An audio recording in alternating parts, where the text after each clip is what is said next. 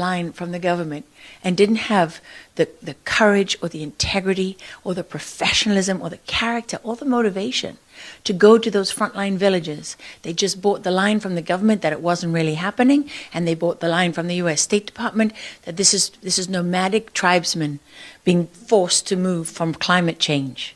The Fulani are not really terrorists. Oh, the fact that they're Muslims got nothing to do with it. Because they're nomadic tribesmen, they're looking for other land. They're looking to go somewhere, you know, and that's forcing them to clash with the Christian villages. Nonsense. That's absolute nonsense.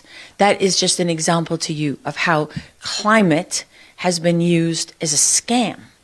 I mean, it's not just fake, it's much worse than that. All of these systems that are being implemented that are so profoundly dishonest, they're systems of control.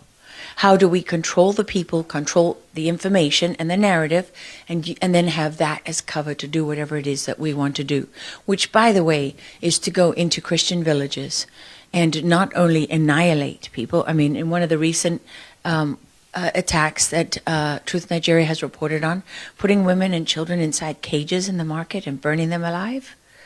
I mean, I was sitting down to dinner in my hometown in Texas one Friday night years ago. My husband was with me. It was when we were trying to get the sound of freedom was being blocked because people didn't want child trafficking to be a conversation everyone was having. And we were doing our best to help get that movie put out. And I got a video. I showed it to my husband as we sat down. He couldn't eat. And it was a young 18-year-old, 17, 18-year-old girl from Nigeria who was pulled from one of the villages. And as they were slicing off her head, they were digging her baby out of her tummy. And she was well advanced in pregnancy.